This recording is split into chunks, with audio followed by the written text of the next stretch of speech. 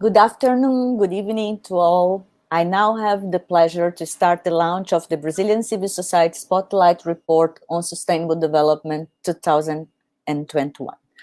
I am Alessandra Nilo, General Coordinator of Gestos, an NGO based in Recife, Brazil, and I am co-facilitator of the Brazilian Civil Society Working Group for the 2030 Agenda, a group that was created in 2014 and that has monitored the implementation of the Sustainable Development Goals in the country. We have published a Spotlight report every year since 2017, and this is our 5th edition. Welcome to all of you.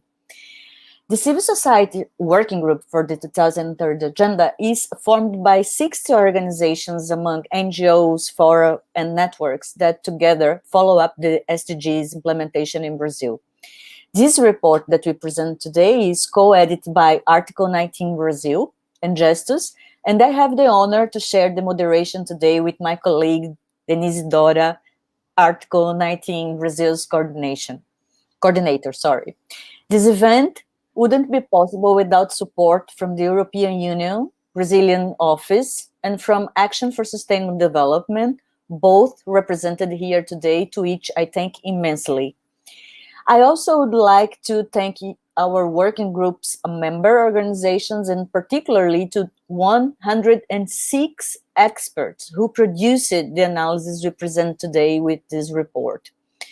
At precisely this moment, when countries are meeting at the high-level political forum at the United Nations in New York to show their progress in relation to the SDGs and to respond and how they are responding to COVID-19 pandemic, what we have to show to you today is, unfortunately, a Brazil immersed in multiple crises, including a governance one. And I really hope, I do hope, it will really call the attention of the international community, because the situation we face here is really concerning to all of us, and it should be concerning to the international community as well.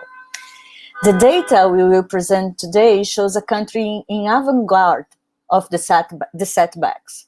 The result is not quite a surprise, of course, we know that, but it worries a great deal because it leaves no room for doubt and shows the destruction of a set of rights that we hardly won in the last decades in Brazil.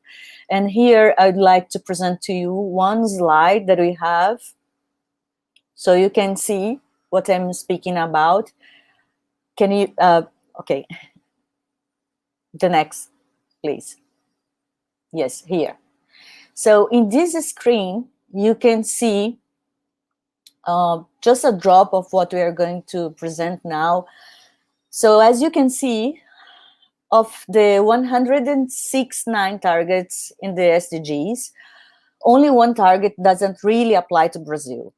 But the dismantling of social, environment, and economic rights is explicit here in the 92 targets in setbacks, meaning 54.4%, 27 targets stagnant, or 16%, 21 targets threatened, meaning 12%, more than 12%, 13 targets with insufficient progress, 7.7%, and 15 targets, or 9% of the targets, without even available information. And what is super concerning is that this year, there is no one target in satisfactory progress, and we are really and absolutely concerned about this situation.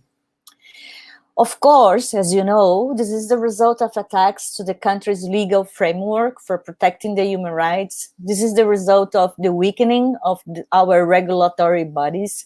This is the result of the pursuit of nonsensical selective austerity policies that the government is still insisting in implementing in Brazil.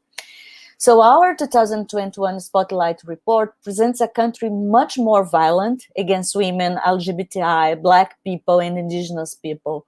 A country with less social participation, with less rights, with more unemployment and hunger, more child labor, and more fundamentalists occupying the spheres of decision-making in a context where we have a government that still and continue denying science. So the result is that in Brazil, that used to be part of the solutions in the international community, we just became a problem to the world.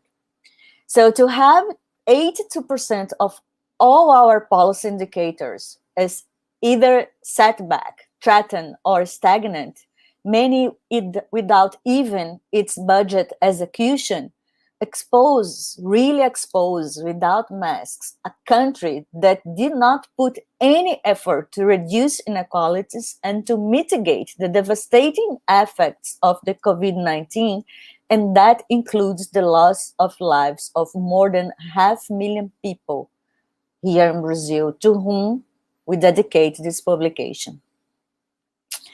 The situation is really sad, but we are really engaged in this 2030 agenda review and follow-up process, not only because we care about the serious problems of the world, of course, but because we really believe it is still possible to solve these problems. We present solutions also. And this is clear that the main challenge for us today, it's not only recovering from the COVID-19 disaster, but also to prevent further tragedies from occurring. And the only way we see this is possible to be achieved is really to end poverty, reduce inequalities, and to advance with the rights agenda. It is the opposite from what is happening here in Brazil. So in our case, although the Spotlight report also presents solutions, and this year we brought 136 recommendations, and also we added a chapter showing some of the contributions from civil society organizations to the implementation of the SDGs in Brazil, the situation we are showing here, it's quite severe, and reason why we are asking for the attention from the multilateral institutions, the UN systems, and the international cooperation. Of course, we know that this image of a state that is at setback in 2001 cannot be changed. We will keep that forever. We have that in our mind forever. We cannot change this picture anymore. The data is very clear, but hopefully this may be the turning point to change this fate for the future. So finally, I take this opportunity to thank immensely my colleagues from our Brazilian Civil Society Working Group for the 2030 Agenda, who will present our data today here, Laura, Claudio, Rubinho.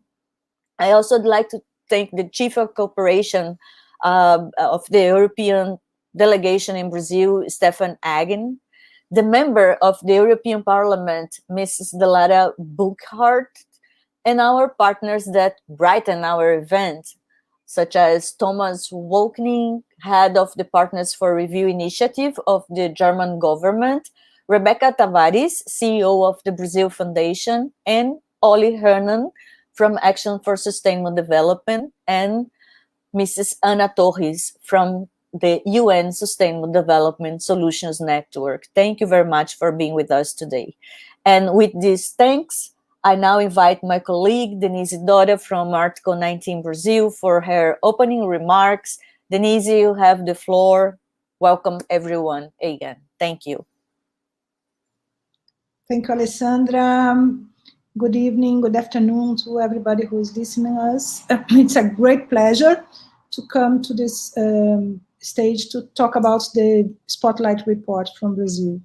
It's been, Article 19 has been working with Gestos and the civil society network in the last 5 years to develop this report. And I have to testify here that this year was really, really difficult, because the federal government, led by a group of people who doesn't believe in science, in data, and accurate information, has started to demolish the whole databases of Brazil, particularly the ones related to public policies.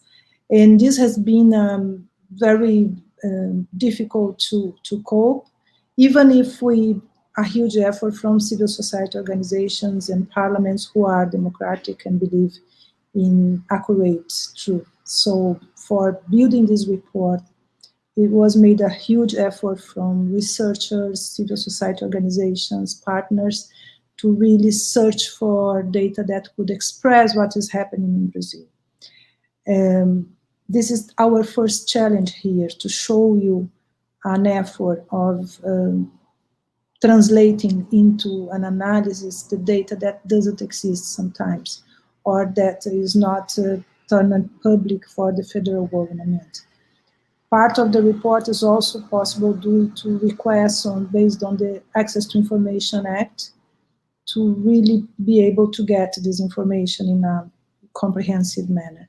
The second point that made this report more difficult was to see how much this data problem was translated in the vacuum of public policies that could address the real needs of Brazilian population.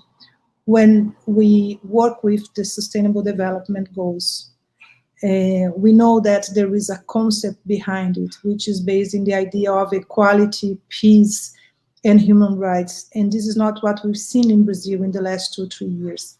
On the opposite, we see the development of evil policies, policies that doesn't take care of the people, that doesn't provide support or social protection for people, and that has resulted in this more than 500 deaths during the COVID pandemic. So this effort was possible due to a huge collaboration and contribution from different sources. Some people who you would be able to listen today from their own words about how this was possible. But before turning the voice to our colleagues, I also would like to join Alessandra and say that we, as civil society organizations in Brazil, we don't fear. We do our job, we still have hope, we believe we can work hard and may turn things even better in these next years. And this report is a moment where we can share with the world what is going on and how serious it is, what's going on in Brazil. So join us in not only analyze, understand what's happening in the country, but also helping us to build another country for ourselves and for the world. We know, we are aware about the impact that public policies in Brazil, equality, the fight against poverty, the eradication of hunger is important, not only for the country, but for the region and for the world. And this is what we want to show in this Spotlight report and also in our conversation today. So with this, I would like to thank you very much the presence of our contributors, and especially call the Ms. Delara Burkhardt, the member of the European Parliament, to join us in the floor. It's a pleasure to have you here. The word is with you. Thank you. The pleasure is mine, and I'm really also honored and happy to share the perspective of a European perspective, being an MEP. Because, I mean, you all know that the Sustainable Development Goals depict a greater vision, the vision of a society that combines social progress with economic development and environmental sustainability. In the European Union, we actually incorporated this vision into the European Green Deal that was presented at the end of 2019, and that we are now beginning to implement piece by piece with legislation to make Europe a continent where everyone can live a good life within the planetary boundaries. But you also know that setting goals is always easy. Really delivering on these commitments, though, is another story.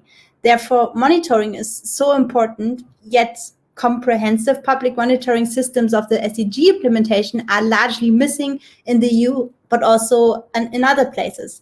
So I really want to start with saying that your coalition of NGOs has therefore done an incredibly important work in compiling this report.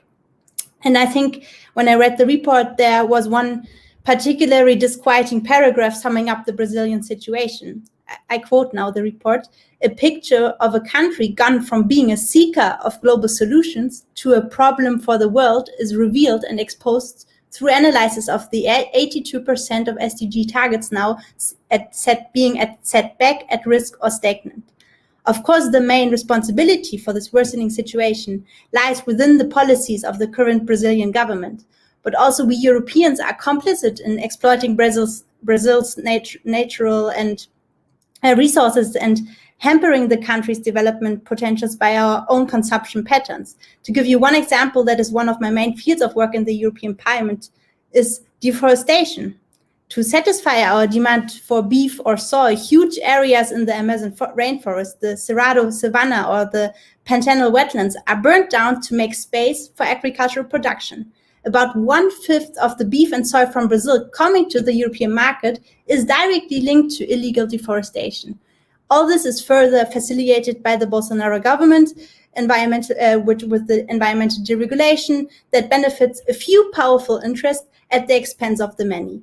This is, as you know very well, not only an ecological catastrophe, but also a social tragedy, and it is linked to the violation of human and ownership rights of those living from, with, and in the forest. Thus, what we Europeans eat has immediate consequences on the other side of the Atlantic. We outsource, in that sense, environmental destruction. And this shows the protection of these unique and utterly important ecosystems and the people living from it is not only a Brazilian, but also a European, if not global affair. Does that mean we have to stand by and watch the situation worsening further? Well, of course, no. That brings me to the second part of the paragraph that I quoted before, which says, nevertheless, solutions to these challenges are possible. The image of a devolving state can no longer be altered, but we can still change course and act against this tragic future for Brazil, a country as rich in possibilities as it is in challenges. Well, I won't comment on the recommendation you made specifically for domestic Brazilian politics. You are experts on this. This is not my job. But I would like to say a few words about how European policies have to change to be in line with the Sustainable Development Goals and the European Green Deal. As a socialist, I don't only look at what happens in my own country or continent. As a socialist, I am internationalist by definition. So human rights are universal and need to be protected and guaranteed all over the globe. Therefore, I believe that the European Green Deal urgently also needs to have an external dimension reaching beyond Europe's borders. And just to name two examples of where I think this is in concrete action, we also can support also the civil society in Brazil, is that we think in the EU, we need to have supply chain laws based on due diligence, where companies that place products on the European market need to be obliged to investigate whether their products are at any step of the supply chain linked to human rights violation, or these laws mechanism that allows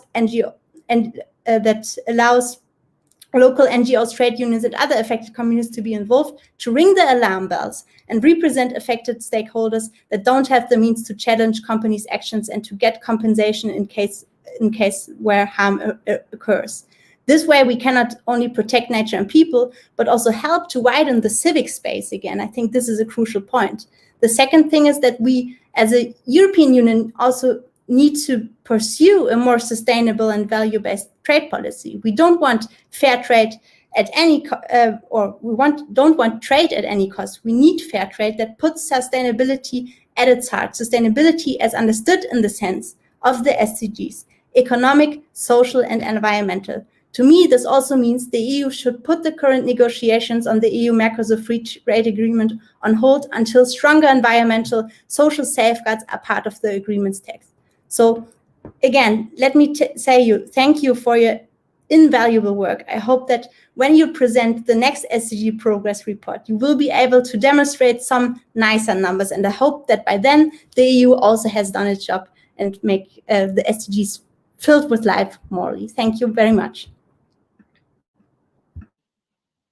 Thank you, Delara. It was a great speech you made. We agree.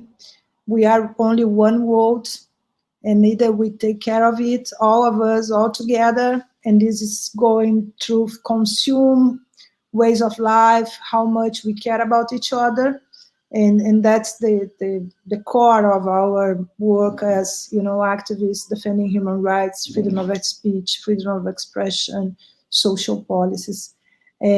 So hopefully we will keep working together.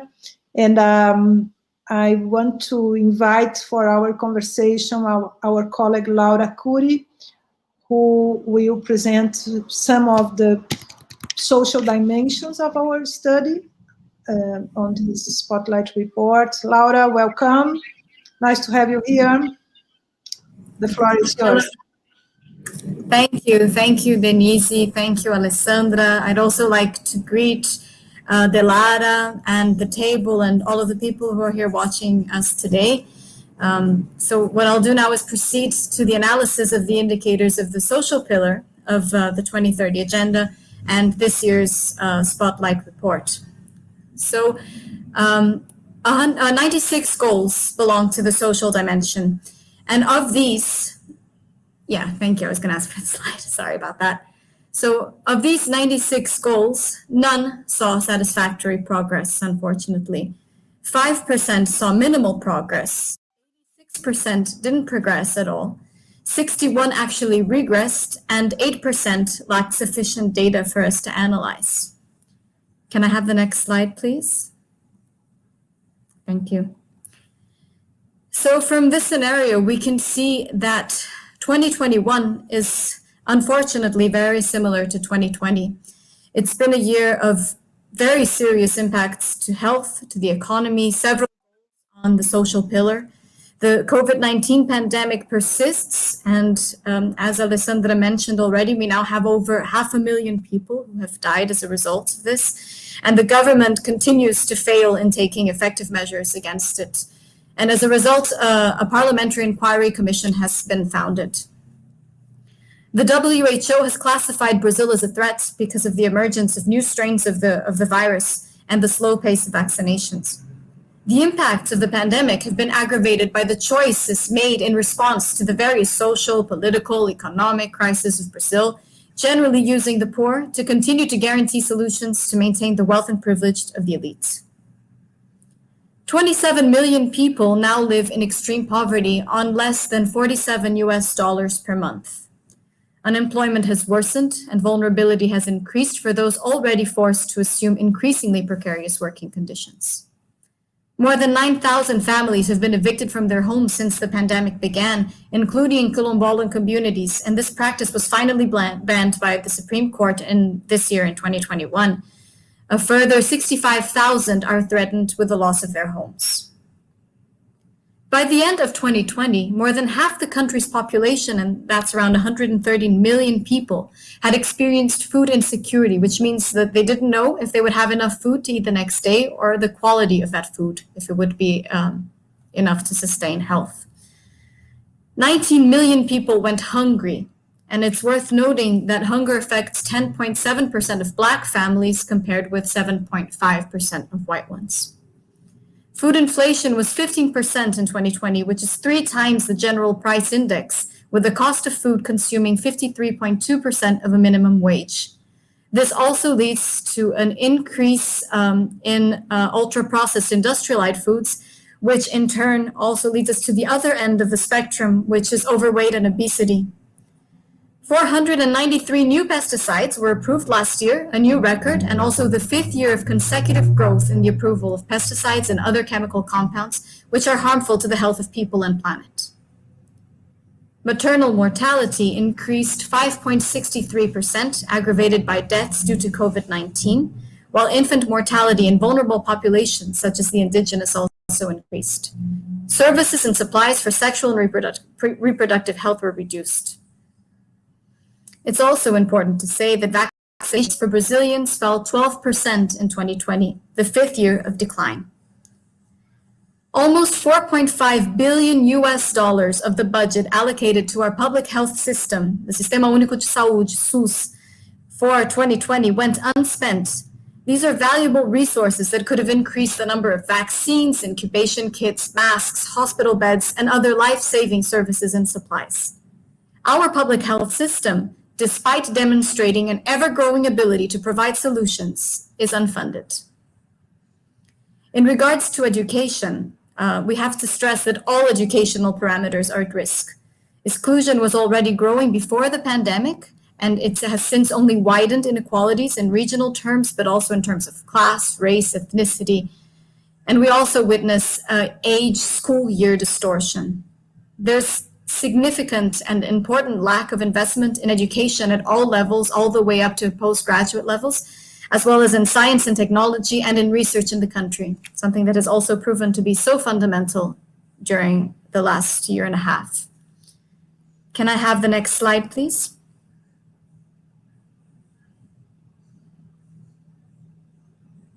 Next slide, please.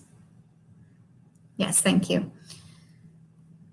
The coronavirus infection rate for the poor is twice that of the rich, and the Black population also has a higher mortality rate. And it is not by chance that Black people were the majority of the Brazilian population, almost 56%, but also a significant majority of those with the lowest 10% of incomes.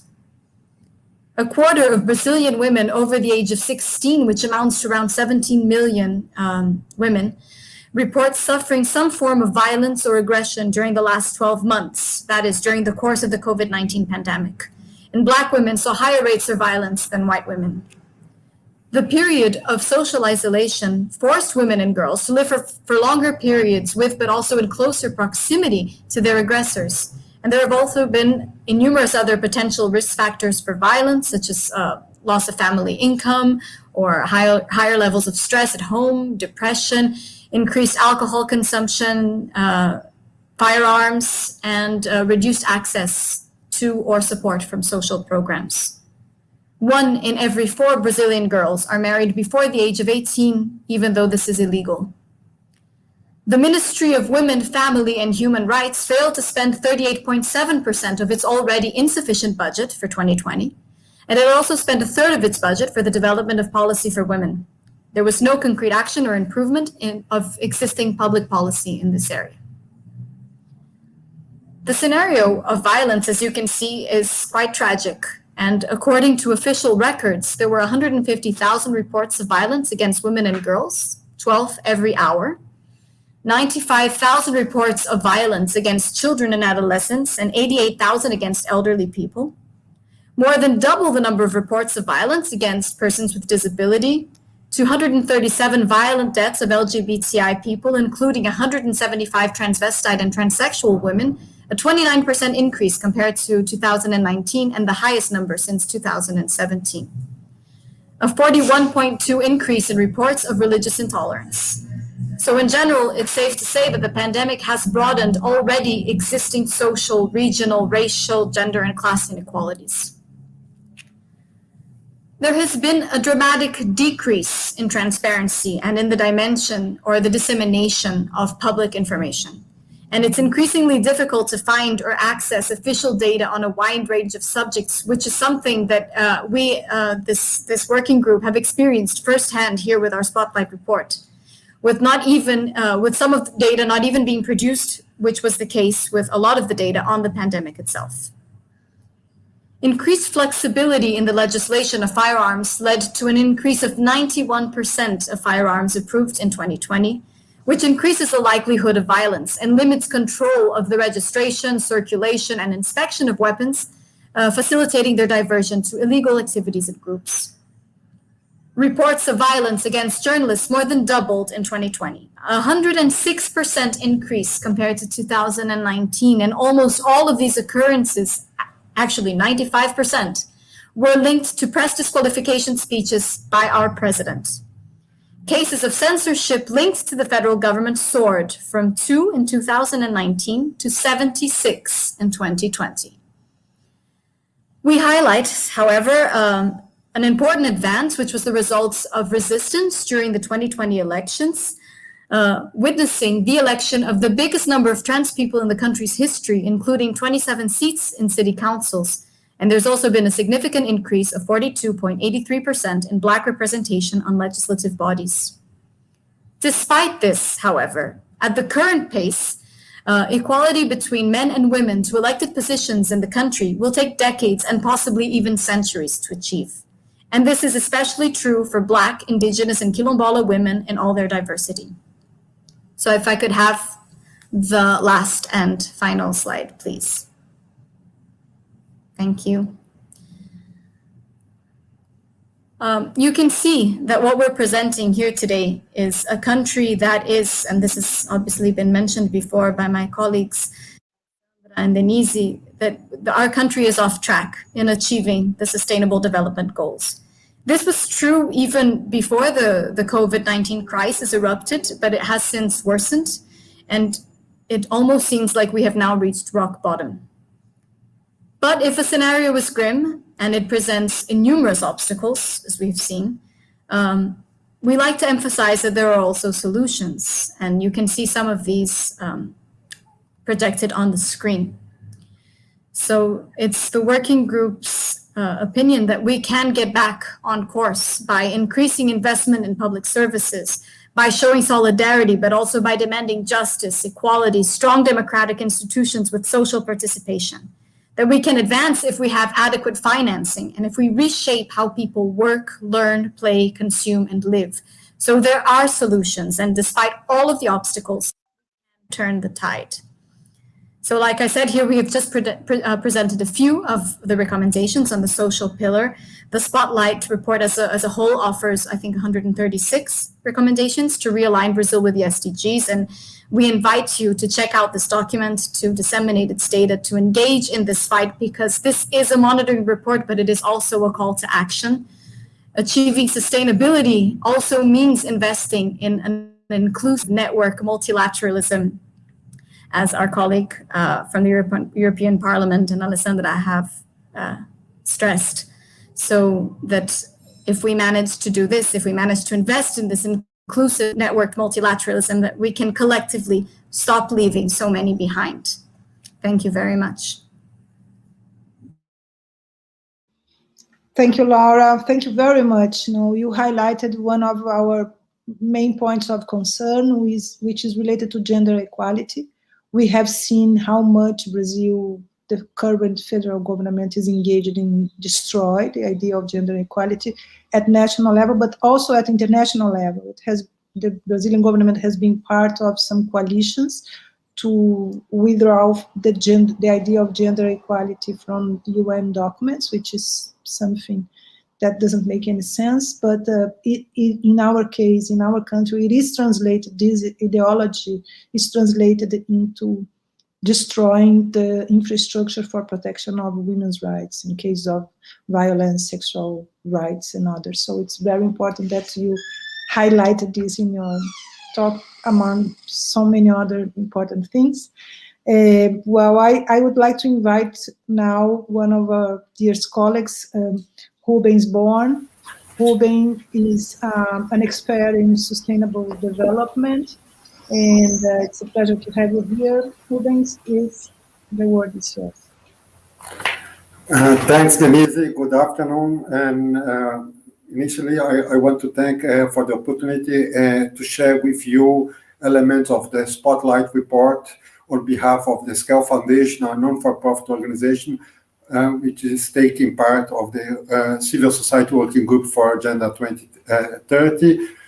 Scale Foundation is also a member of the coordination of the Forum of Brazilian NGOs and Social Movement for Environment Development, an alliance founded in 2 years before the Rio conference, and also a member of the Convergence for Rights, an alliance founded last year to confront the current policies that cause ecocide, ethnocide, and genocide in Brazil. Let me call the first slide, please. In addition, yes, the next one, please. Yes, that is, thanks.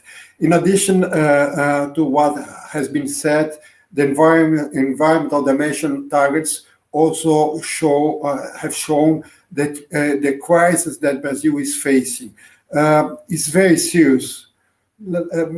May I say more in another manner? It's a catastrophe. It affects not only the current generation and the achievement of SDGs, but also creates consequences beyond 2030 for future generation and the entire world. Yes, social and environmental sustainability are required for the dignity and health of generations to come. It's important to remember that our federal constitution established in Article 225 the right to an ecological balanced environment for the common good and for the use of people and essential to a healthy quality of life. It also imposes the duty of public authorities and the community to preserve and defend the environment for present and future generations. As it was mentioned, Brazil is in the midst of serious setbacks, the result of government determination to deregulate public policies, weaken environmental agencies, denying science, and denying also the climate crisis. Due to those policies, deforestation has increased pollution and the violence against human rights defenders and indigenous peoples defenders. We yesterday, during the launch, national launch of the Spotlight, we also did a call for action to our parliamentarians because they have the power to reverse this situation, or if they don't act, then they will be accomplices of the destruction, ecocide, and genocide and ethnocide in Brazil. As you can see, no single SDG has shown progress, and 74 of the 90 targets related to the environmental dimension have shown setbacks or are at risk or are stagnant in terms of evolution. So there is an environmental crisis. Next slide, please. Let me also, beyond those SDGs directly related to the environment dimension, water and sanitation, energy consumption and production, let me also remind you that the social and environmental dimension touch aspects of other SDGs like poverty eradication, hunger and agriculture, health, education, gender equality, industry, etc. But let me, in this slide, just mention two SDGs, SDG 6 and 11 on water and sanitation in cities, because almost 80% of the Brazilian population are living in urban areas. And since we are committed to promote dignity of life, we can see, and the Spotlight report shows that we have no enough progress, or we have really setbacks.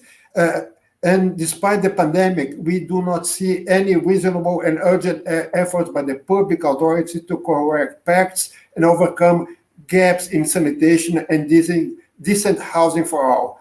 We know that the problems of inequality and inadequate environment and urban sanitation have existed for decades. However, for instance, the new legal framework for basic sanitation law approved last year, in spite of the fact that have semi-universal access targets by 2033, does not include the tools to promote integration between water management, climate change mitigation and adaptation, as well as land use policies. The law does not include cooperative mechanisms for the integration between different levels of governments, the nation, state, and municipal level.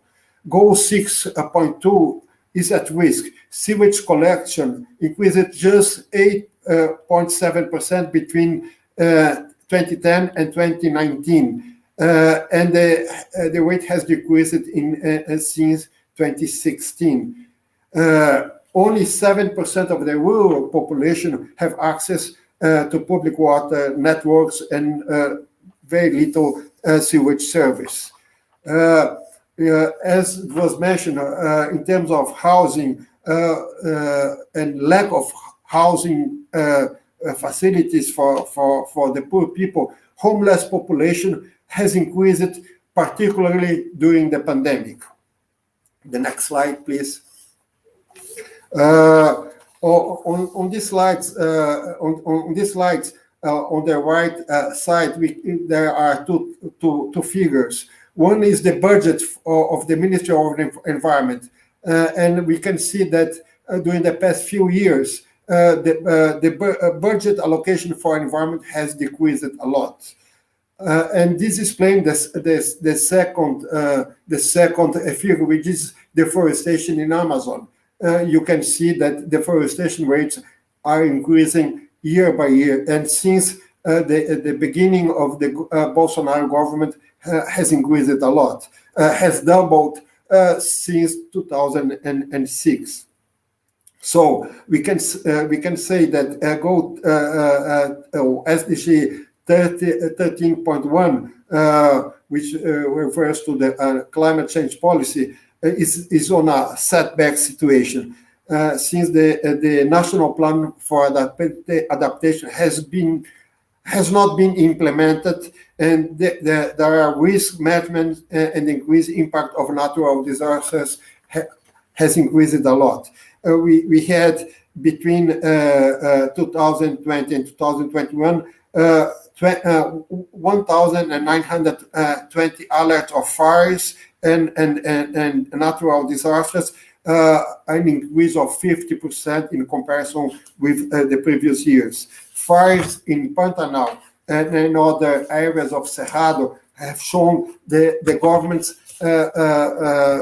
government's omission in terms of building capacity to prevent and to react to the ongoing damage.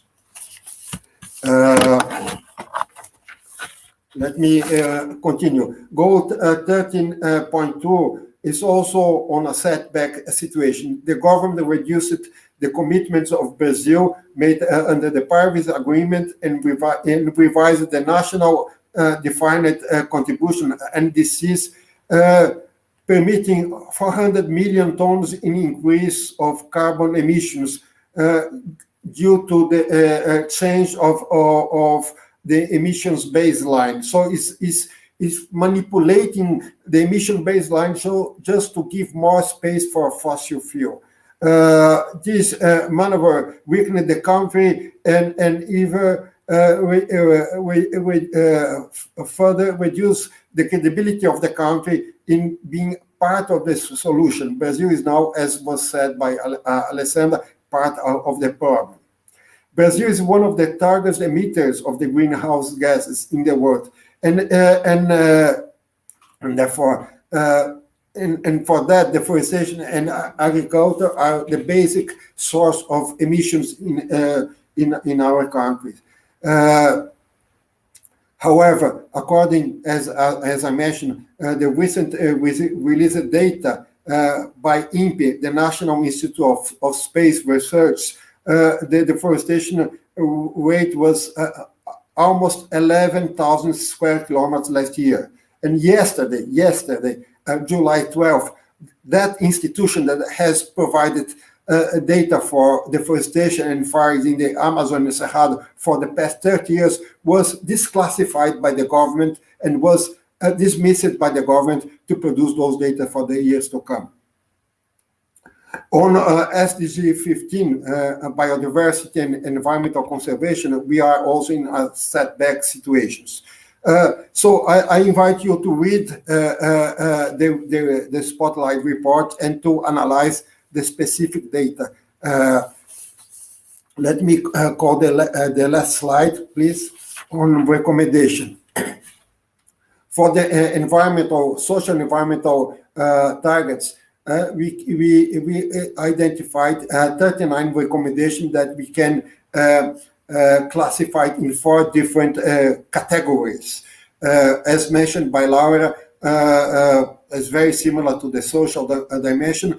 The first category relates to ensuring budget and expanding investment, not only by the federal government, but also by the states, in order to really to implement and to reinforce environmental policies. The Spotlight report offers other recommendations, and one example of that recommendation is also applies for SDG 6, sanitation. The second focus or the second group of recommendation relates to innovative approach and integration. As I mentioned, integration between climate change, biodiversity conservation, forest management, and sanitation, and including urban environment. Therefore, for instance, as outlined in recommendation 6 of SDG 6, which states, incorporate the universalization of basic sanitation and sustainable water management as a central strategy for the national climate change policies, as well as the national climate change adaptation plan. The third focus, the third group, is on participation and democratic governance in order to reinforce the instance, mechanism, and bodies for social control and democratic participation. As it was mentioned, among the elimination of several ways of participation, the National Council for Environment, the participation of civil society at the National Environmental Council was reduced in 2009, and the case was brought to the Supreme Court, which is pending to decide and establish the previous level of participation. The fourth and the last group or category of recommendation is strengthening innovation and mechanisms for good and effective public policies. Therefore, providing and producing data, for instance, according to the National Environmental Policy Law, the government is obliged to produce data when data is not available, and we saw that in 15 of the environmental dimension targets have no data to be analyzed. So providing good government agencies with mechanisms, with tools to provide data and establish information systems that can be accessed by the public is very important to produce environmental governance and sustainability. To conclude my participation, I echo the recommendation permeating throughout the Spotlight report, which is to repeal Constitutional Amendment 95, which limited the public investment in social, environment, and other areas of public policies. As mentioned before, the Brazilian government promotes serious setbacks in social and environmental challenge, resisting to the implementation of constitutional duties including for indigenous peoples and traditional communities, resisting to the precaution and prevention principles. The government disregards values and principles expressed in the Earth Charter, those that we have to respect the community of lives, ecological integrity, social and economic justice, democratic and non-violent societies. We do believe that civil society can make a difference. We do believe that we will change that game. We will be resilient, and we will use Agenda 2030 as a tool for democratization and building sustainability in our country. Thanks. Thanks a lot, Rubens. Thanks a lot for bringing all this information and also bringing this faith in the future and hope in our turning point that will be soon, we hope. So it's very impressive, particularly when you mention the destruction of data systems regarding to the environmental policies, and we've seen this and report shows it, and this is very, very, very relevant for the conversation in the world about climate change and other environmental. So thank you very much for your contribution here. I now would like to invite Claudio Fernandes, our last speaker in this roundtable. Claudio is an economist, is a co-author of the Spotlight report as well. Please, Claudio, you take the floor. Thank you, Denise. Thank you very much. Thank you, Alessandra. Thanks my colleagues that just preceded me. And so my dear civil society colleagues, my distinguished guests, and your excellencies. As my colleagues just exposed before, the 2030 Agenda economic pillar follows the same trend, which means that most of the targets and the goals are severely threatened in Brazil. And this is the result of the specific policies implemented that go against the principles and directions set out by the Sustainable Development Goals, the Paris Climate Agreement, and the Financing for Development Addis Ababa Action Agenda. So we have a script for good policies, but as for the past 5 years, it seems that our administrations, mostly in the federal level, have opted for some policies that compromise the achievement of the SDGs. So you can, yes, please, thank you. The next one, the next slide can be, so we've tallied 106, or actually 107 economic targets. There's a mistranslation there, but it's 107 economic targets out of 169 targets of the SDGs. And here we have the results, which is very disappointing, let's put it this way, because we have been in some way managed by economic policies that promises a lot based on the market and free market and the reduction of the participation of the state. But as you can see by the evidence, even these policies and the promises of the free market in any way does not generate positive results. So about 53% of the targets related to the economy are in setback in Brazil, which is extremely worrying, and 20 are stagnant. So meaning we are in a process of stagnation, which actually the GDP of the past 3 years before the pandemic hit already showed that, which a dismal growth of 0.9, 0.8, 1% a year after coming out of a great recession in the 3 years prior, which was from 2014 to 2016. You can shift the slide, please. So Brazil is considered, by the World Bank as a high-income country. So it has graduated to a high-income country, but it's still a developing country. As such, it has extreme inequality. It's one of the most unequal countries in the world. Right now, it's the 7th most unequal country in the world. And at the same time, it has a very large population of poor people and extreme poor people. So in a developing country like Brazil, the state is not only the investor of last resort, but also it needs to be the investor of first resort. It has to really support and invest on its population and on its territory and preserve its territory, and, so it can actually grow from that sustainably. And what we have seen, for instance, in this graph, what it shows is the amount of disbursement in the Brazilian federal budget for taking care of education, health, social assistance, compared to, for instance, the amount of disbursement from the federal budget just to service the public debt, which is the tall blue tower there. There's a little mistake in the graph, which shows that the last one on the right on 2020, the green is not really health. That was the emergency payment, cash transfer payment that was necessary during the pandemic. And this is about 1/4 of the Brazilian population that are economically active are in a situation of extreme economic vulnerability and social vulnerability. That's exactly what it shows. 1/4 of the Brazilian population requested the emergency payment. They were so vulnerable they needed. You can pass this slide, please.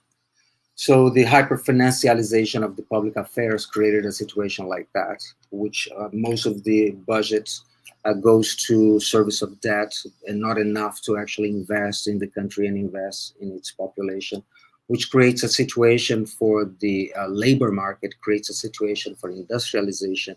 And what happened in Brazil is actually what we've seen for the past 5 years is a primarization of the economy, as we can say like that, almost as if Brazil had returned to a kind of colonial stage where the most important products for export, it's still agriculture and mining commodities,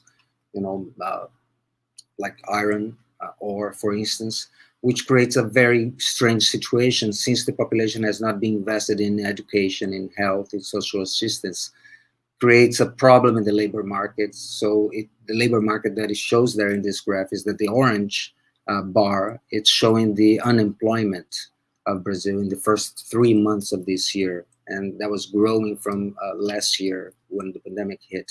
But the blue bar actually shows the amount of underemployment in the country, which is extremely high, about 30%, creates a very large portion of the population in an extremely vulnerable situation for receiving wages, for receiving payment. You may pass this slide, please.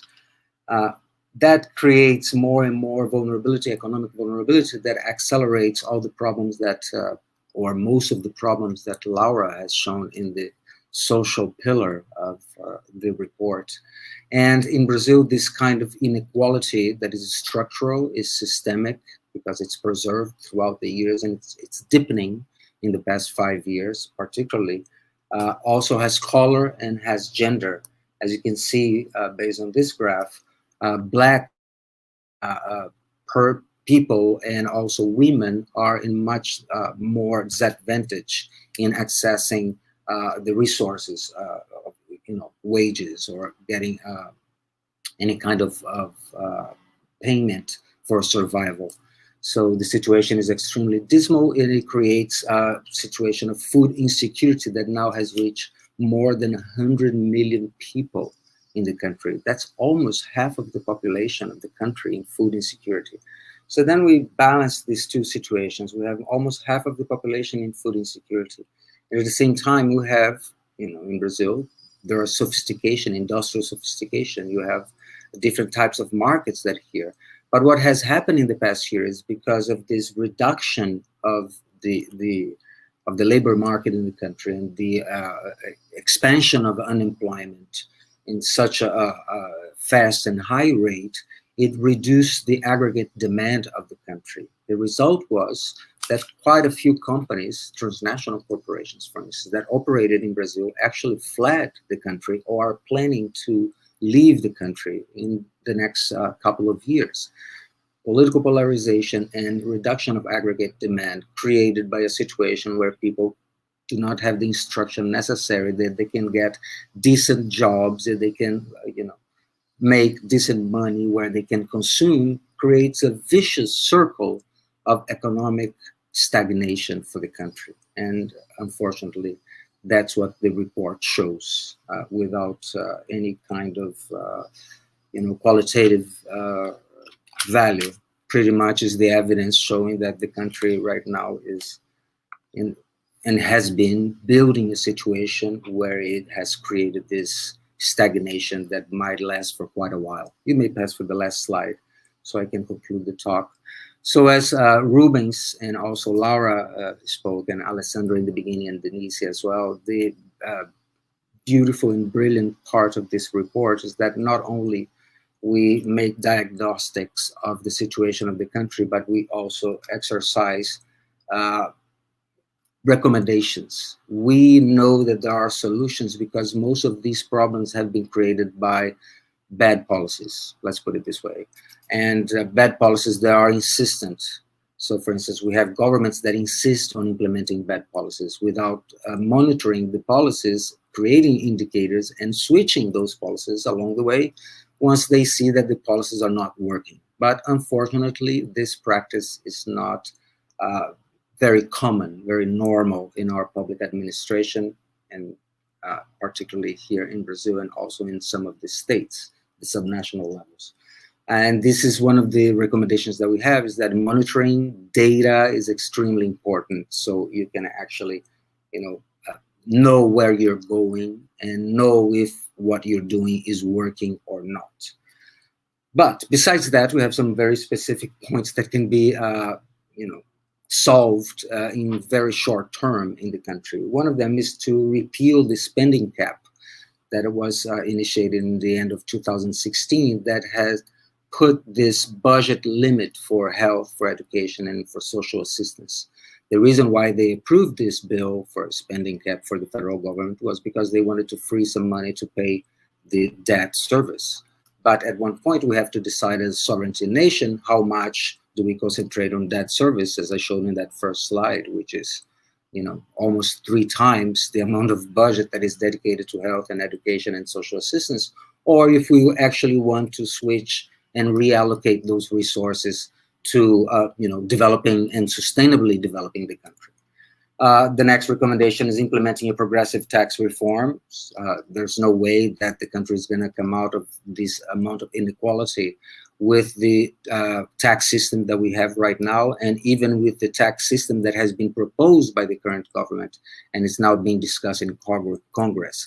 We need a robust progressive tax reform with taxing extreme wealth, taxing financial transactions, taxing specific goods, selective goods that are not good for the environment, selective goods that are not good for the health, such as cigarettes or soda or defensive, toxic, as we call it, agrotoxics for the agriculture, for production of agriculture. So we can implement more of a sustainable agriculture instead of chemical-based agriculture.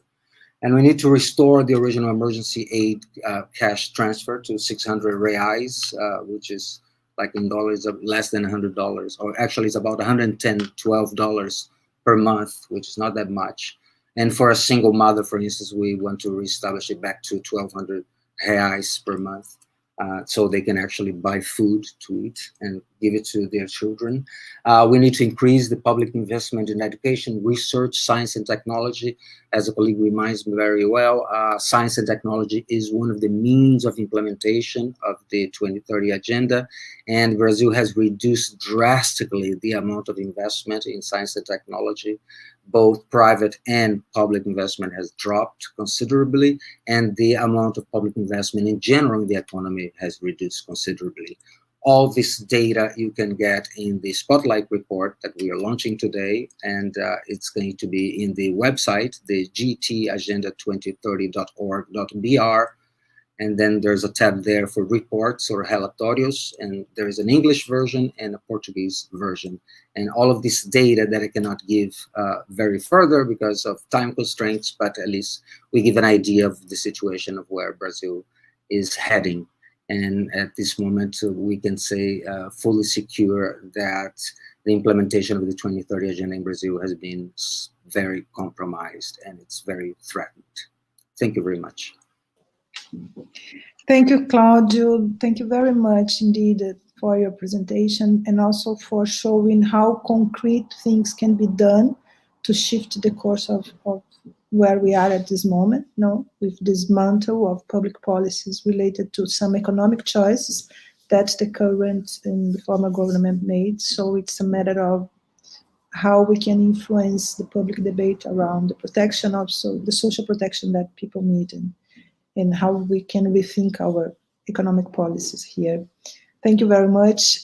I would like to close this round of discussions inviting Mr. Stefan Agne, the Chief of Cooperation of the Delegation of the European Union for Brazil. Please, Stefan, the word is yours.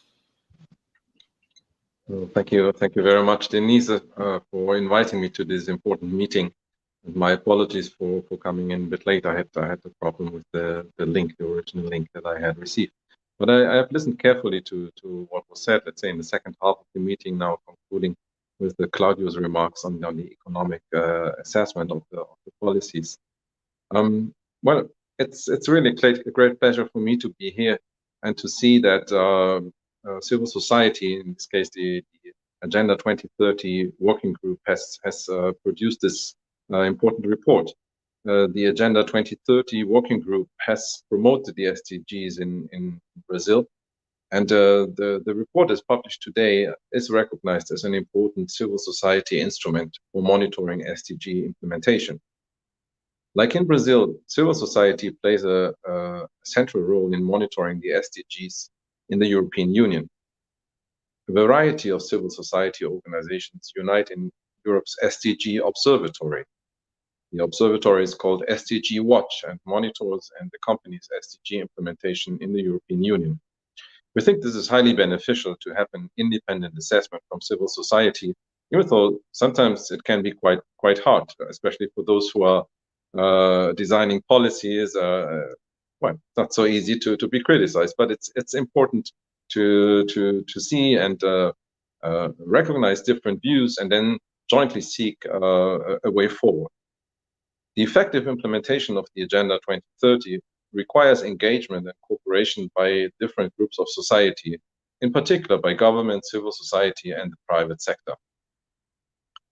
Working together, these three sectors have a transformative potential to implement the 2030 Agenda and make it a reality for all.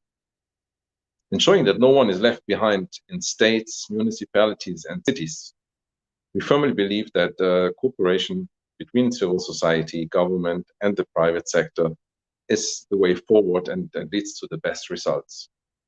However, 6 years after the approval of the Agenda 2030, with one of the objectives being to eradicate poverty and to achieve sustainable development by 2030, countries are far from reaching the targets set. I think this is a reality across the board.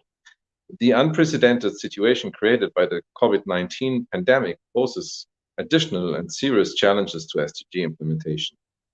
According to the Sustainable Development Report 2021, launched by the Sustainable Development Solutions Network in June this year, the SDG index has declined in 2020, hence probably due to the pandemic. Countries were ranked on their progress towards achieving all 17 Sustainable Development Goals. In that index, Finland leads, followed by Sweden and Denmark, and Brazil occupies the 61st position in the ranking. Also, according to the report, countries need increased fiscal space to finance emergency measures and an investment-led recovery. This is particularly true for developing countries. How to achieve that additional fiscal space? This is quite a challenge. Claudia has shown that debt and debt service is very high in Brazil, and that's the case also in many other countries. So it's not easy under such circumstances to face a crisis like this and then also think of a proactive investment to get out of it.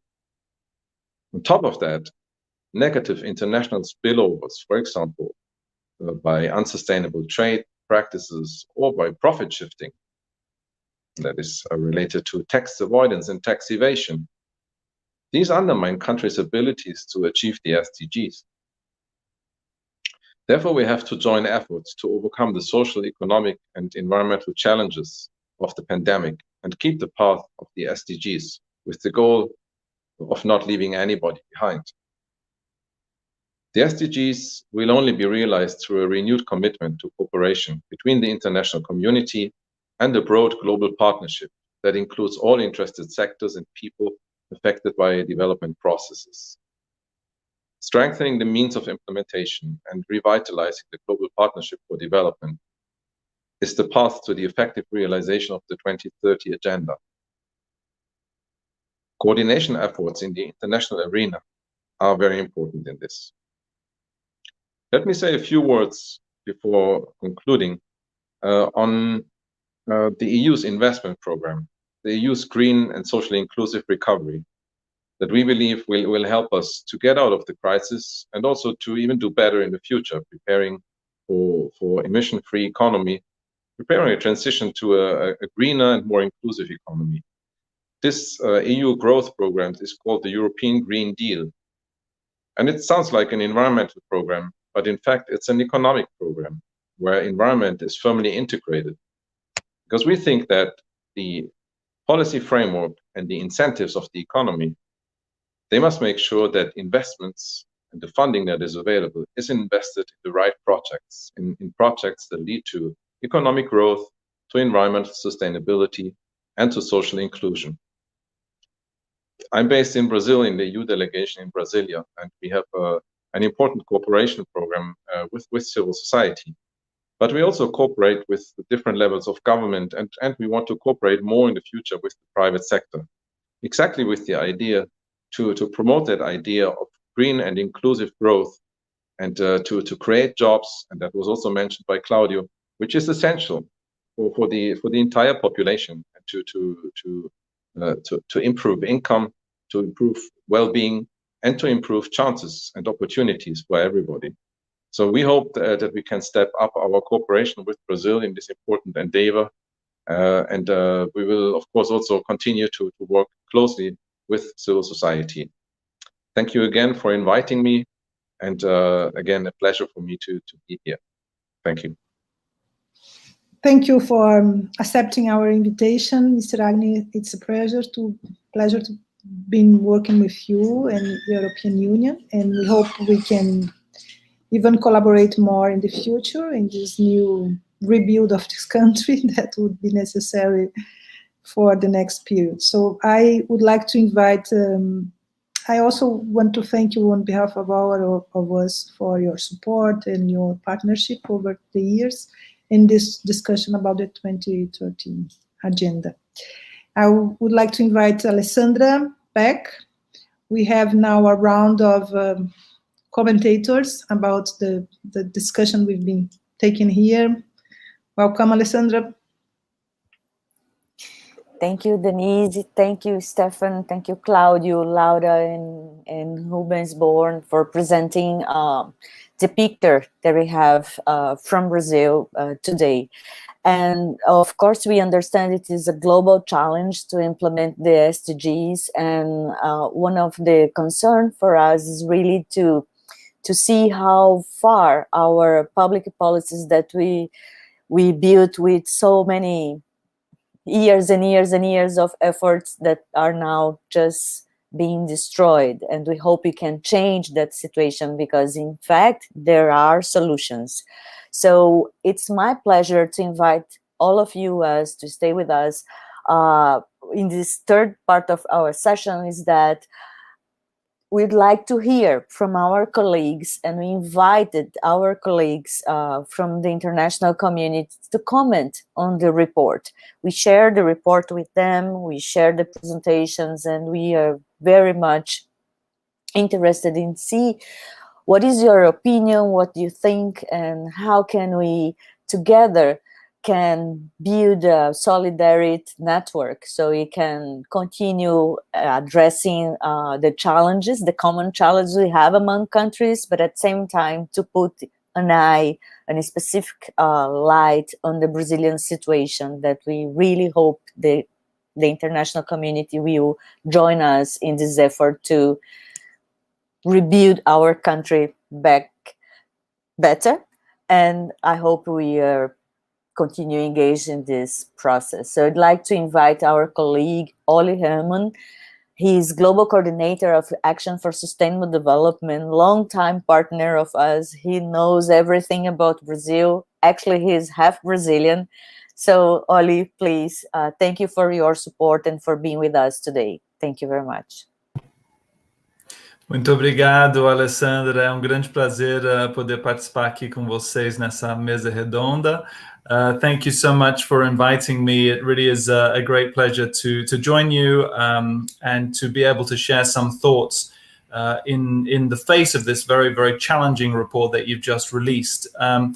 I wanted to start by just briefly introducing Action for Sustainable Development. As Alessandra says, we've been a long-term partner with the Brazil 2030 Working Group. It was really a campaign that emerged alongside the moment that the SDGs were being negotiated back in 2015. And Action for Sustainable Development is there to provide a link between networks and activists who are keen to promote the main principles that stand behind the SDGs and work together and learn from each other. So it's been really an amazing process of mutual learning. And I think the scorecard and the spotlight report that we've just heard from Brazil has been an inspiration to many other countries in terms of the way civil society is able to do its own analysis and its own evaluation of different elements of the 2030 agenda. We've seen other examples, say, for example, in Kenya, in Sri Lanka, in India, and we're always looking at ways that we might connect the dots and begin to compare between different countries. And that's why this year we have a scorecard, which we've just been releasing as well, alongside the high-level political forum, which pinpoints some of these trends in 30 different countries. But really, Brazil's report is one of the very strongest that we've seen. And I think the consistency that you've been able to produce over a number of years gives you a kind of a wealth of data that you can draw from and make these very, very strong analyses.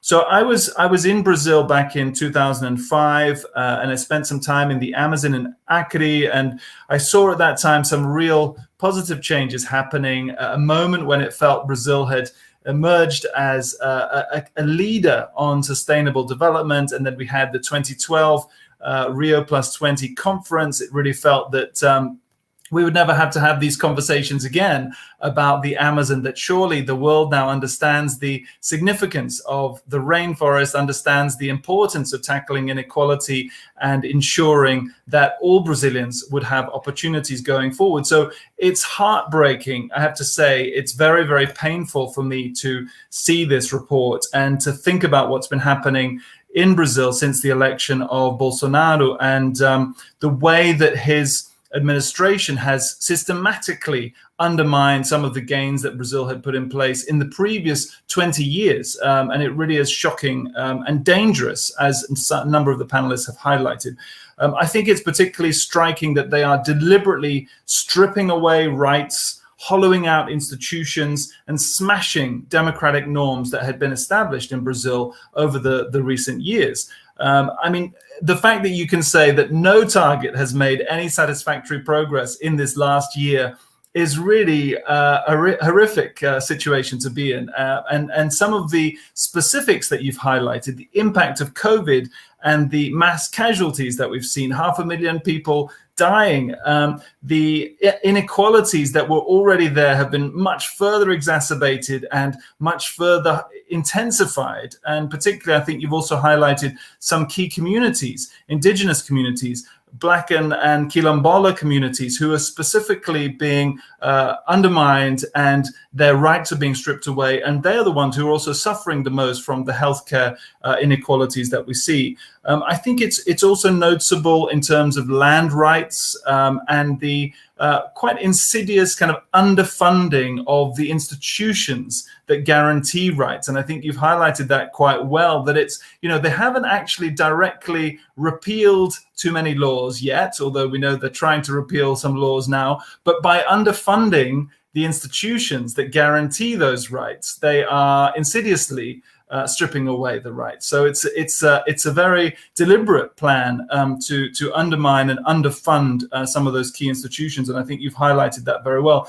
And then a final point I wanted to mention is the shocking rise in violence and what you've highlighted there in terms of gender inequality and a kind of pervasive criminality, and that there's a somehow a turning a blind eye to the rise in violence and criminality. In fact, encouraging people to pick up arms and fire at each other. That again sort of just strips away the fabric of a society and how people should live together and respect each other and tolerate each other and understand each other's differences. So I think you've really pinpointed some very, very damaging trends there. And of course, we as Action for Sustainable Development stand in solidarity with your fight, and we want to find ways to share and amplify the stories and the messages that you have developed and that you've identified. We are absolutely clear that through social media, through our website, through any other formats that we can, we will be amplifying and sharing these findings. We know that there's the high-level political forum going on right now. Certainly, this is the kind of issue that needs to be raised directly at the UN. We know that unfortunately, the high-level political forum itself doesn't have huge teeth, doesn't have a huge accountability mechanisms, but maybe there's a case here for something more, that the UN needs to establish a specific investigation or an inquiry into what's gone wrong in Brazil, and actually an independent rapporteur looking specifically at some of these interconnected challenges that have come up in Brazil could be something that could be championed and taken up at the UN. And finally, you may already know this through the discussions. I know, Alessandra, you've been part of quite a few of the international dialogues around the UN at 75, the 75th anniversary of the UN. And one of the things that's being proposed there is that there should be a special rapporteur that looks at civil society participation across all the different UN agencies. So linking between UN AIDS, UN Women, the Office for Human Rights, and connecting those different agencies so that we have a much clearer picture on how we can guarantee civil society participation throughout the kind of the different mechanisms that the UN has at its disposal. And certainly we will continue to work with you. September, one final thing to comment on is September is the anniversary of the SDGs, and every year we have a week of action alongside the UN General Assembly, and we would love to partner with you and make sure that we're getting messages out during that week of action. So again, all I can say is, everything we can do, we're there with you. It's incredibly painful, but let's continue the fight. And as they say, a luta continua. Thank you. Thank you very much, Oli. Thank you for your support. Thank you for stimulating us to continue producing this report, but also thank you for offering the Action for Sustainable Development to support us in trying to finding a way to amplify what we are presenting here with this report, and trying also to sensitize the UN and other multilateral institutions to think about Brazil. Because we see that there are so many countries with so many challenges, but as I used to say, I think the world cannot afford to lose Brazil for this 2030 agenda. What it will imply in a huge impact to the entire agenda across the countries. So really thank you for your solidarity, and we will continue this conversation. Thank you very much. Now I'd like to call to this conversation Thomas Wolnick. Thomas is the head of the program of the Partners for Review. And Thomas, thank you also so much for being with us today, because we have learned a lot from Partners for Review, and we really appreciate your efforts to try to create or to stimulate this mechanism of accountability in terms of the SDGs, and to always stimulate us to think how better to produce our reports and how better we can become accountable in what we are doing at our national level. Welcome to the session. Thank you very much, Alessandra. I think it's always a challenge to speak after such an eloquent and passionate speaker as Ollie is, but I will do my very best. So first of all, I wish to thank the Civil Society Working Group on the 2030 Agenda for this kind invitation to this launch event. and also for giving me the chance to comment on the 5th Spotlight Report 2021. It is really an honor for me for being with you today. So please allow me to start with the observation that obviously there seems to be, I would say, a strong asymmetry of commitment towards the implementation of the 2030 agenda of the current government of Brazil and the aspiration of civil society organizations in Brazil. Asymmetry, as I cannot imagine, it could be stronger and it could be more significant. Therefore, for me, it is an admirable example that stakeholders join forces and establish such a strong alliance to push for the implementation of the 2030 agenda and to hold the government accountable, even in the circumstances that you are, on the promise which was given with the adoption of the 2030 agenda in 2015. So the Brazilian Civil Society Working Group for the 2030 agenda has been steadily growing, as we observed, and it comprises nowadays astonishing 57 organizations. And the 5th Spotlight Report is the excellent result of a joint endeavor on which I understand more than 100 experts have been working, covering all the different aspects of the SDGs. This is really remarkable. So the Spotlight Report 2021 is, I have seen, heavily based on intense data collection and data analysis. And this is in particular a remarkable piece of work because this year's report is such inclusive as it tackles all targets, all the sub-goals of the SDGs. And this report makes use of official data as much as possible. But when data is either not available or when data is not made available, I see that alternative data from civil society organizations and from the academic research was used. And that is for me a great example for the use of citizen-generated data, and also a great example for the functioning of a cross-sector data partnership in Brazil. And my final observation and my final remark is that the Civil Society Working Group for the 2030 Agenda doesn't act in national isolation, but in the opposite, it enters into international partnerships and it seeks the international exchange in order to learn from other countries and to gather inspirations from outside national borders, and at the same time that you are sharing your experiences, your challenges, and your findings. And because of that, I'm more than happy and grateful that the Civil Society Working Group from Brazil enriches also the Partners for Review network very constantly and actively since more than 5 years now, and makes use of this international and cross-sectoral connections for your daily work. I sincerely would like to congratulate the Civil Society Working Group for the 2030 Agenda in Brazil for this outstanding work, which among others results in this 5th Spotlight Report 2021. And that's indeed absolutely remarkable, and it serves as a good practice and hence a motivation and also encouragement for other countries in difficult times and in difficult situations. It is your work and it is your faith which makes a difference. Thank you. Thank you very much, Thomas. For sure, we will continue working together and also trying to connect with the other experience that really inspire what we are doing in Brazil. And at the same time, we do believe in networks. We don't think that we live alone in any country or in a place. So we need each other. We need to share. We need to come together, and we need your solidarity. The international solidarity at this moment for us in Brazil is essential because at least help us to not feel so alone, so abandoned in a situation that not only with the COVID-19 crisis, our government was sensible enough to respond correctly. So it's very much appreciated, the partnership and support. And with that, I'd like also to invite to our conversation Emma Torres.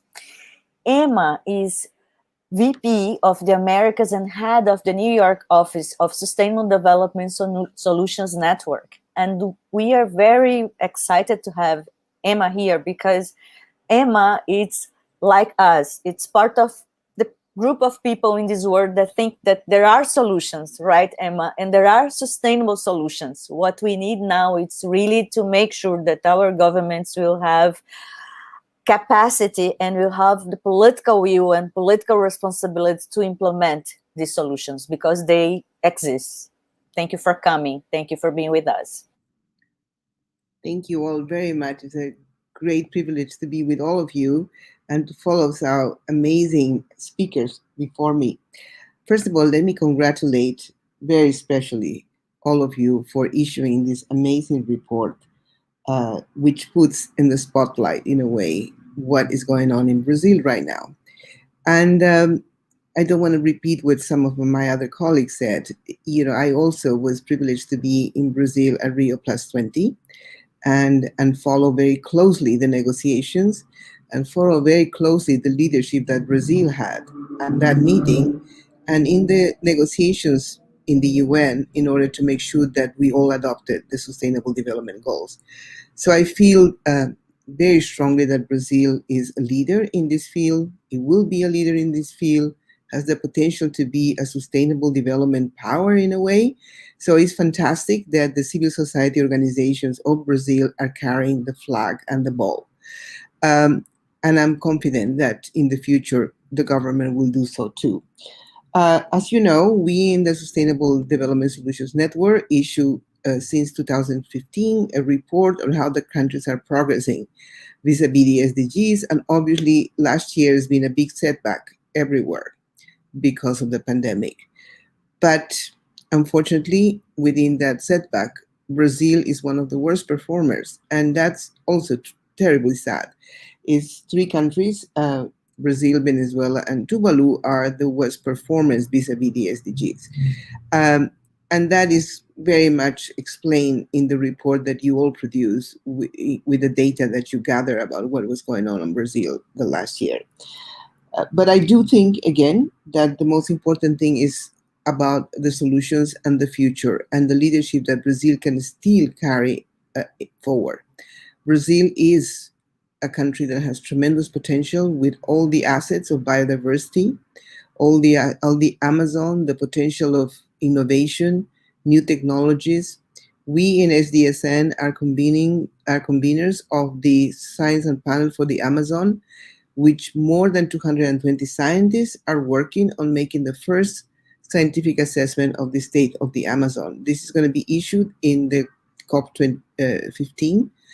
And we will have, and I invite you all to join us tomorrow at the high-level political panel summit event, where we will have in presenting some of the initial findings. So I think that the future is going to be on precisely that, on mobilizing networks of scientists,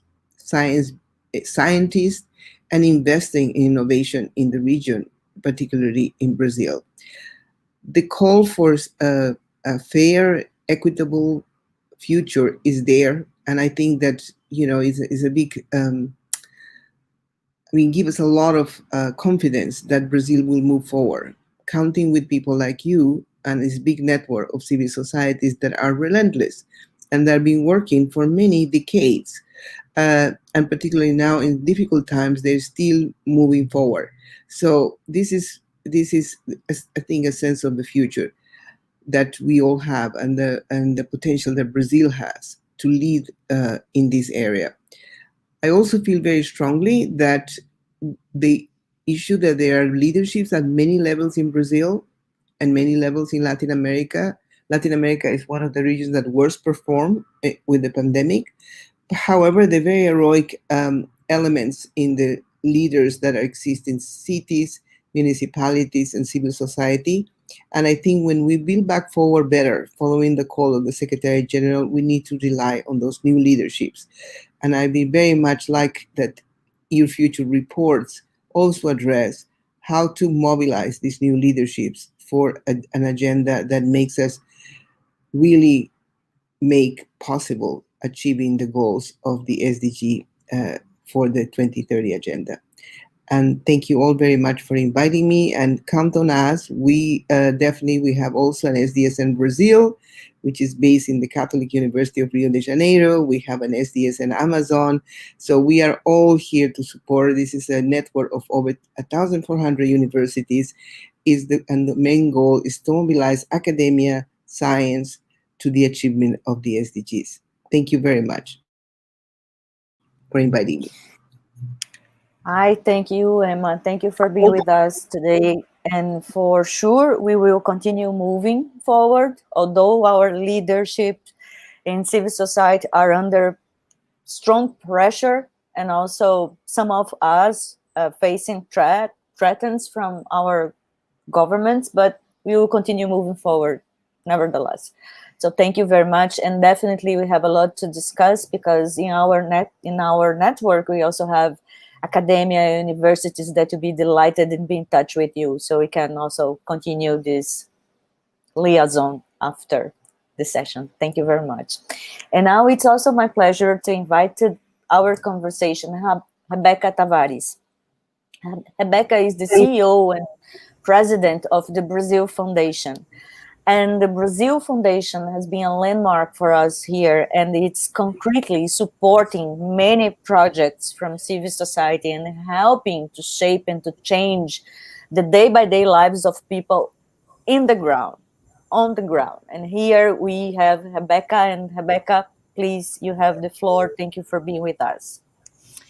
Thank you so much, Alessandra and Denise, and all of those who have come before me today, this incredible gathering of people and thinkers and creators of the future. I first want to congratulate you on this fabulous report. I think I haven't I can't remember when. It's been decades, where I've seen something come together that's so well documented and so concise, and really pulling together everything that's happening on political, economic, social levels within the international context and within the normative framework of the Sustainable Development Goals. So, congratulations, really. And this is a report that I think is really living document, and we'll be sharing it really widely.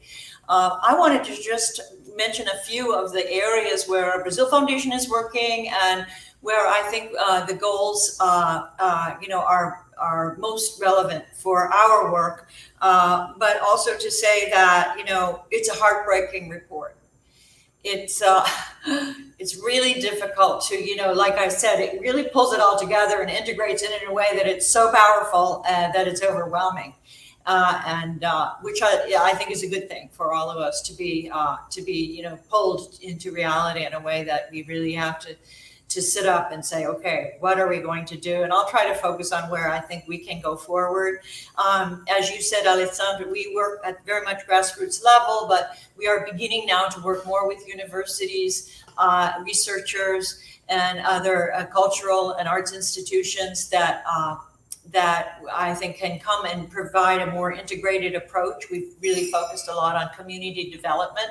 And of course, during the COVID pandemic, we've been focusing on combating hunger directly, But I wanted to start out by just noting that I was in India with UN Women during the whole process of the unfolding of the Sustainable Development Goals and all of the consultations that took place, organized by civil society.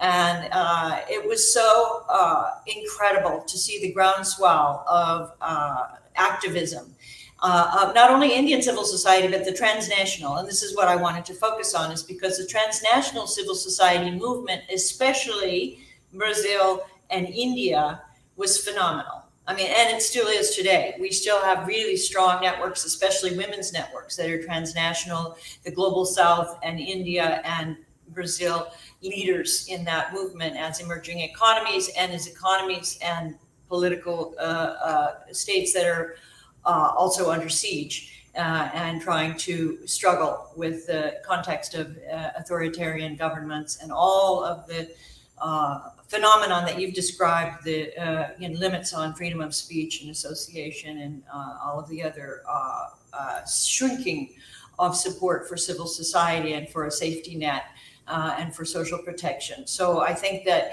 it's a report like this, especially that you're putting it out in English, it serves as a basis really for transnational organizing, and it's really valuable from our point of view, and I know from many of the transnational activists' point of view.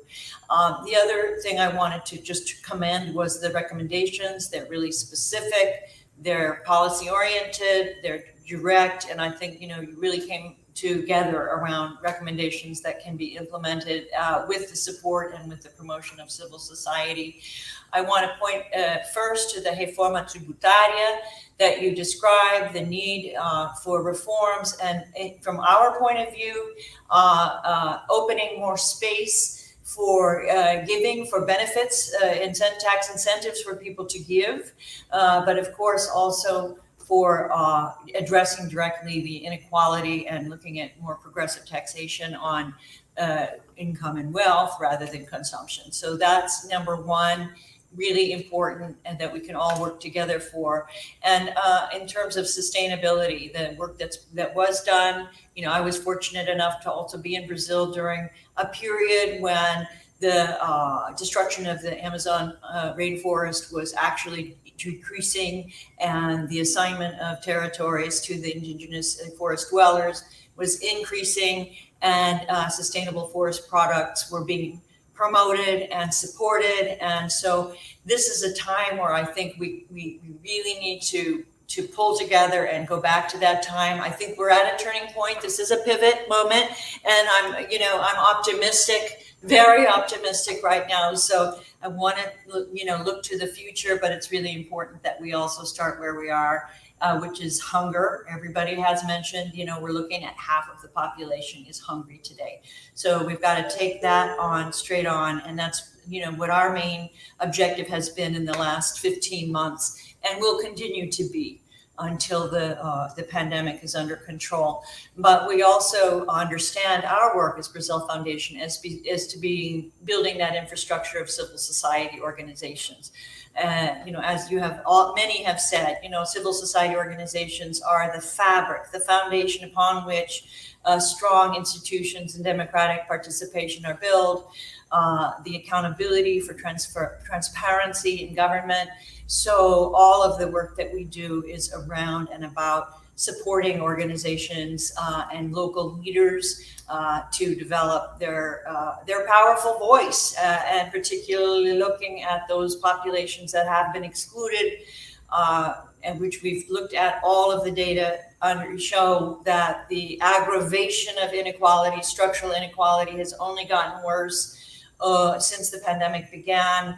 And the indigenous populations, the Afro-Brazilian populations, women, people with physical deficiencies, trans LGBTQI identities, rural people.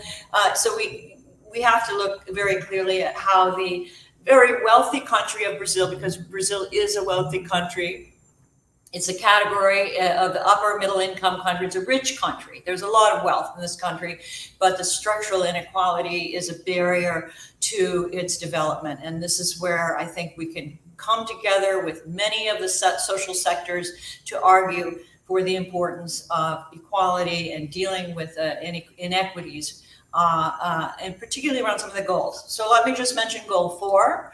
Goal 4, education. We have directly in front of us now a population that has lost 15 months of formal schooling. The majority of the students don't have access to either the aparelho or the internet. So we have atrasos escolar that we have to deal with head on, which is, again, always been there, always been an issue, but it's a particularly tragic at this moment that we have so much loss in the field of education. And we've also seen, of course, inequity in general and in gender. So, as we know, women have suffered the most from the pandemic. They were engaged in the labor force in the sectors that were most excluded at the beginning of the pandemic, the service sectors, and also discriminated against in the labor force, as well as having to be the primary caretakers for people that were ill and most exposed, as well as trying to find access to things like clean water and other sanitary supplies. So gender inequities, which is goal 5, is another really important issue that I think, again, exacerbated during the pandemic, and you have given us some very good recommendations also dealing with violence against women, which has been exacerbated in the pandemic. But I really now want to focus on goal 16, and goal 16 is strong institutions to promote social justice. And again, as I keep harping on the fact that we support and believe that a strong civil society and the voices of the people that are most excluded are the only way that we will be able to build strong democratic institutions that will lead to transparency. And to be able to reach that goal, we need to look at access to technology. So access to all kinds of technology, but particularly digital technology, and the right to technology, which was also reaffirmed in the SDGs and in your report, we're still very, very far away. So means of implementation, goal 17, I think all of us that are here on the side of either mobilizing international resources, mobilizing private sector resources, private foundation resources, all of the funds that need to be brought to bear, but especially budgets. The international movement for budgets is an incredible transnational organizing movement, and I think this is one that bears strong investment for all of us in civil society, is to bring to bear the international budgets movement, which is looking at especially the reforma tributária. So I would just probably close with that, and thank you again. This is an incredible organization that I would really love that Brazil Foundation could continue to work with you, be by your side, get more engaged in the work that you're doing. It's phenomenal, and it's so important, not only for Brazil, which is of course incredibly important, but for the world, because I think transnational organizing depends on Brazil. Transnational development depends on Brazil. The lungs of the world, as we, and the aquifer. I mean, Brazil is the steward, really, of the resources that the human race needs to survive. So we're together with you and want to continue working with you. And once again, congratulations. Thank you. Thank you very much, Rebecca, for your kind words and also for your words of optimism. Indeed, it is a heartbreaking report, but we are also optimists that we are in this turning point in history and that soon we will see Brazil back again to the game of sustainable development, because we are quite tired of being the country of the future. We want to be the country. We want to be the country of the present, the country where equality, social justice, environmental justice is part, definitely, of our reality. And we can do that. We can be that country. And that's what I think make us suffering so much, because we know what we can do, right? And with that, I thank you very much. And I give the floor to my colleague, Denise, to see if she wants to say the final words. And we will be in contact. No worries. And I hope that all of you that join our session today can spread this word about what is going on in Brazil, and to say that is not only shown by our beliefs or our ideology, but what we are showing here is we are showing with data, the data that was possible to collect, but we are showing with data, with official data, and the picture is this one. Unfortunately, we are not in the path of sustainable development, but we hope that next year we can present a better report, meaning that things will improve a little bit in the lives of our people here. Thank you very much. Thank you. Denise, with you. Thank you. Yeah, okay, Rebecca, it's a great pleasure to see you. And thank you for your presence here and for the presence of everybody here. We really are glad that not only you come to join us, but also you come with ideas, analysis, proposals of future partnership.